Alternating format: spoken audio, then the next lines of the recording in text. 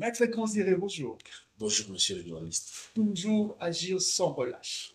Il y a beaucoup de problèmes, nous devons nous battre, nous devons agir, nous devons être actifs 24 heures sur 24. Parce que si on ne reste pas éveillé, nous allons tous sombrer. Ça, c'est vrai. Et ça, c'est un état d'esprit que j'apprécie chez vous. Merci beaucoup. Toujours aux causes de ceux-là qui sont dans le besoin.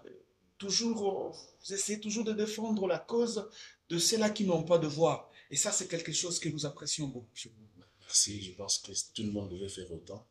Parce que notre temps sur Terre est très limité. Ça, c'est vrai. On doit tout donner avant de rentrer vers le Père. Alors, vous l'avez compris, chers amis, nous recevons le maître Kanzire, qui n'est plus à présenter.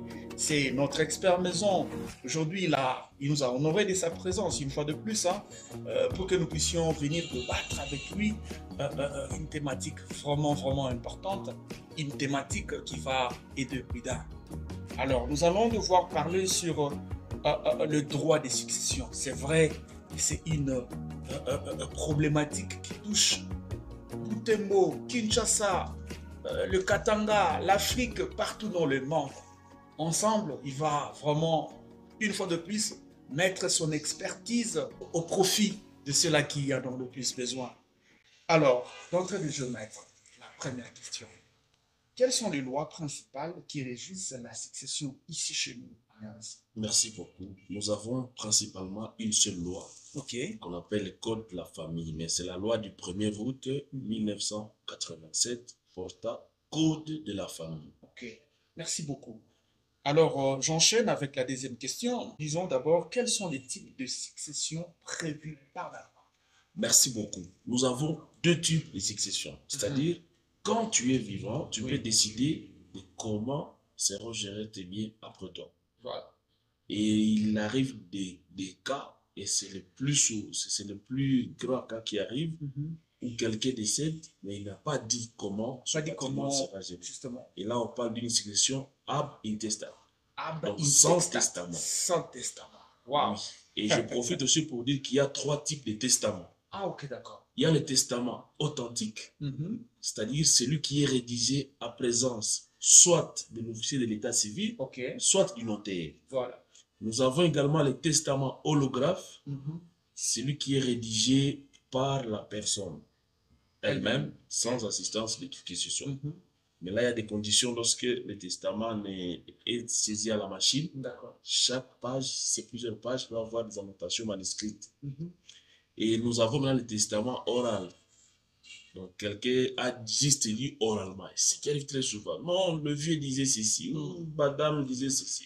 Et voilà les trois types de testaments qu'on reconnaît en trois positifs congolais. C'est vrai que le sujet est vaste. Déjà, rien que par rapport au testament, ça nous ouvre encore beaucoup de brèches. Mais bon, on va tenter d'y aller mollo.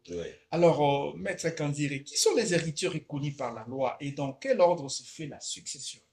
Merci beaucoup.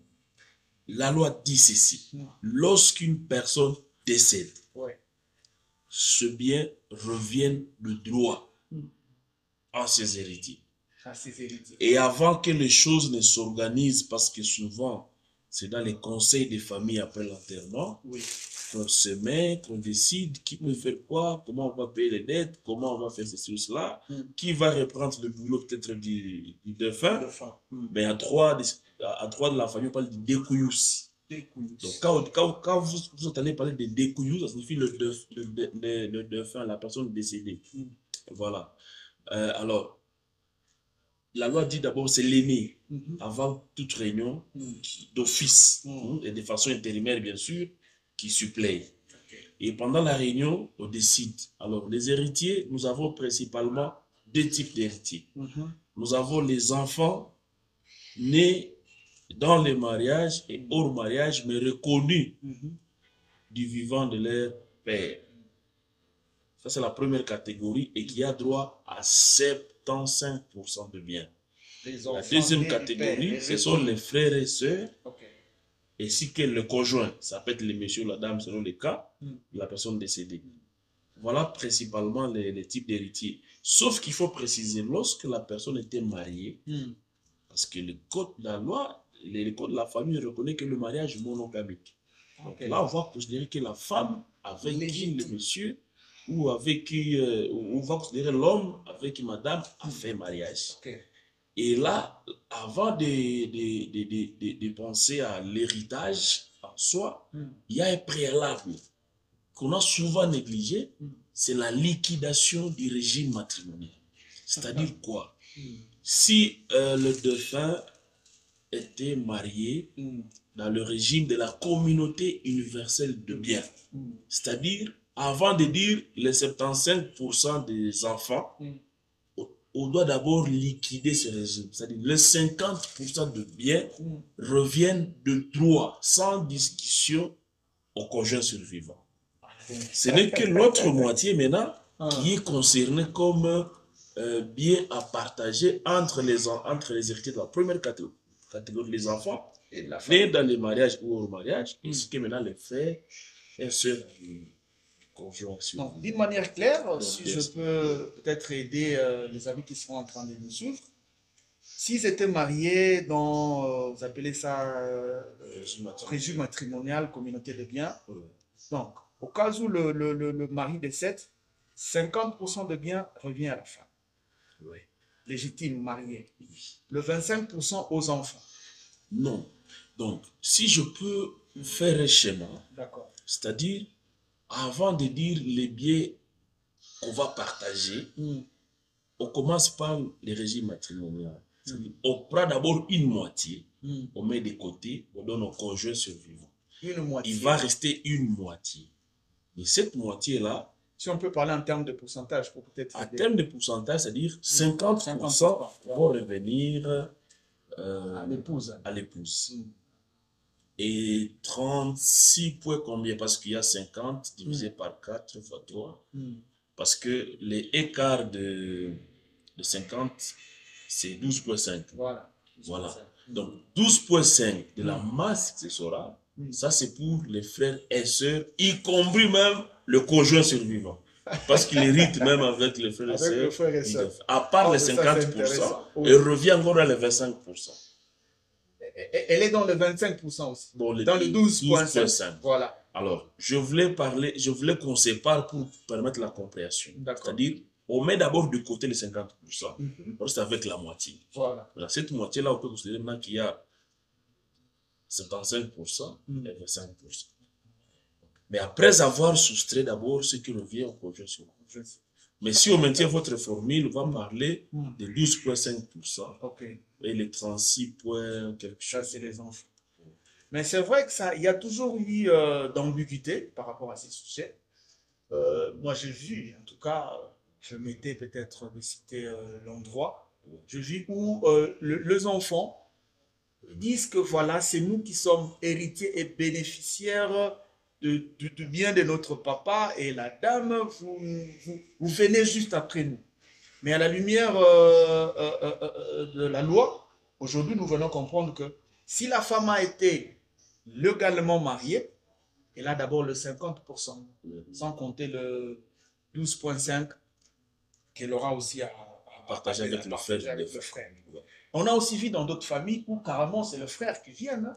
Il dit, écoutez, ce sont le bien de notre frère ou de notre soeur, et les enfants ne se retrouvent pas dans tout ça.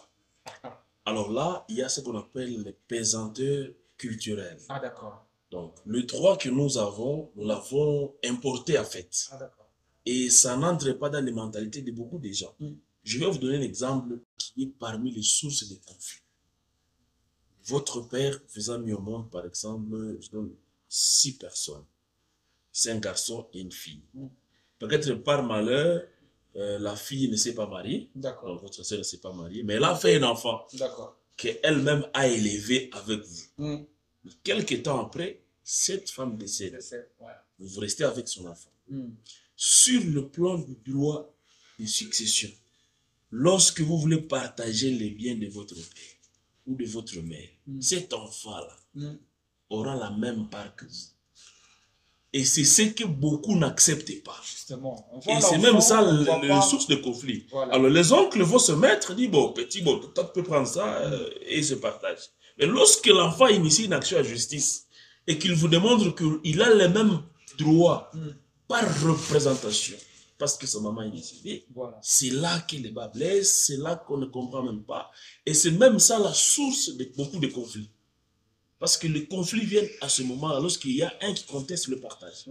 Que moi, je ne peux pas avoir ça, c'est pas possible. Vous avez ça et ça et ça, mais comment moi, je n'ai que ça? Donc ça, c'était aussi un exemple que je voulais donner. Pour dire que, comme vous l'avez dit au départ, la loi n'a pas distingué les filles ou les garçons. La loi parle des enfants. D'accord. Donc, qu'ils soient garçons, qu'ils soient filles, sont des enfants. Et ils ont les mêmes droits. Et je vais vous faire rire, j'ai eu un dossier comme ça où il y a eu un monsieur qui avait 4 enfants. 3 filles et un garçon. Le garçon s'est accaparé de tous les biens. Wow. Les dames sont venues me voir au cabinet lorsque j'ai rappelé qu'ils avaient les mêmes droits. Mais elles-mêmes ont dit non, faut pas poursuivre avec les dossiers parce que c'est notre frère, après tout, c'est les garçons, il faut les laisser. Donc, vous comprenez qu'il y a des cultures auxquelles même beaucoup ne croient même pas. Beaucoup se disent, bon, finalement, bon, les garçons, ils peuvent gérer, nous, les filles. Bon. Voilà, donc il y a ce que la loi a distingué, il y a aussi nos traditions. Bien sûr, tant qu'il n'y a pas de contestation, il y a des injustices, entre guillemets, je dis injustices, parce que c'est des choses qu'on fait à violation de la loi, qu'on laisse passer. Mais si quelqu'un se lève et revendique, en tout cas, il peut rabattre facilement les cas. Merci beaucoup. Alors, nous poursuivons. Nous allons devoir maintenant parler de règlement d'une succession. Voici la question. Quelles sont les étapes à suivre pour régler une succession après les décès d'un proche? Merci beaucoup. Et c'est une très bonne question. Je dirais que vous êtes aussi juriste. Parce qu'en fait, lorsque vous décédez, le bien du défunt sont ce qu'on appelle indivision. C'est comme une masse commune qui appartient, j'ai dit bien, à tous les héritiers. Alors, la personne qui gère, ce n'est qu'un simple gérant. C'est comme lorsque vous avez ouvert votre boutique. Votre gérant, il n'expédie que certaines affaires sous votre contrôle. Il ne peut pas commencer à aliéner vos biens ou à faire des choses auxquelles il n'a pas reçu autorisation. Et c'est là aussi qu'il y a beaucoup de confusion. Lorsqu'il est désigné liquidateur de la succession, il pense que s'il est devenu le papa, il peut vendre, il peut faire ce qu'il veut, sans l'accord préalable des autres héritiers. Donc, c'est-à-dire quoi? Lorsqu'une personne décède, on doit choisir la personne qui va gérer au nom de tous. Mais cette gestion-là ne lui est pas propriétaire. Tout ce qu'il veut faire, c'est en accord avec les héritiers. S'il y a un bien à vendre, il va convoquer une réunion de famille, il va dire, écoutez, il y a une urgence, je pense qu'on peut faire ça. Et les autres vont l'autoriser. C'est comme ça que ça se passe. Alors, lorsque vous avez trouvé le liquidateur, il a 2 missions. Première mission, il doit d'abord identifier les héritiers. Il dit, doit identifier les héritiers. Il doit identifier les biens. Voilà, ça c'est important. Oui. Et ce que d'autres aussi oublient, c'est que lorsque vous acceptez l'héritage de quelqu'un, vous devez aussi vous accepter directement les dettes. Parce que l'héritage, ce n'est pas seulement le bien. Même les dettes en droit, c'est aussi un héritage. Donc, le patrimoine de quelqu'un, il y a l'actif et le passif. Les passifs, ce sont les dettes. Alors, c'est comme ça que, voilà, donc, le liquidateur, il doit identifier les héritiers, il doit identifier le bien, et il doit faire des propositions de partage. Parce que la loi, et parce que vous savez, les lois, c'est faux écho les unes aux autres. Là, déjà, quand on parle de bien, on doit aussi lire ce que dit le Code civil congolais, livre 2, celui qui traite le bien. Et là, il est dit ceci, à l'article 32, 33, 34. Il est dit que nul n'est tenu de rester dans l'indivision. Donc, tous sont des héritiers, mais nul n'est obligé de rester dans cet état-là. Chacun des héritiers peut demander le partage de la chose commune. Donc, c'est comme s'il est dans son droit. D'ailleurs, la loi va très loin en disant que même cette copropriété ne peut pas aller au-delà de 5 ans.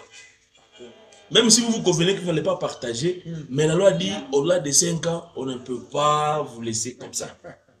Bien sûr, il y en a qui violent délibérément la loi tant que ça ne dérange pas. Il y en a qui ont accepté de congérer, de rester ensemble, même plus de 5 ans après la mort du propriétaire de biens. Donc, voilà. C'est comme ça qu'on fait. Donc, vous trouvez une personne. Et maintenant, lorsque les enfants entrent, parce qu'il y a des hypothèses, là, c'est dans les cas où les héritiers, ils s'attendent. Papa décède, vous mettez ensemble, vous choisissez une personne parmi vous, l'aîné ou pas, mais entre vous, vous trouvez quelqu'un. Il va jouer ce rôle d'identifier les héritiers, d'identifier les biens, de payer même les dettes qui sont exigibles. Voilà. Et faire des propositions de partage. Maintenant, lorsque les héritiers ne s'attendent pas, la loi dit que même le procureur peut saisir le tribunal et dire, voilà, il y a une famille ici, le papa est décédé, il faut trouver un liquidateur qui va les aider à gérer. Un des héritiers peut saisir le juge, on va désigner un liquidateur. Et ce liquidateur-là, ça peut être quelqu'un dans la famille ou en dehors de la famille.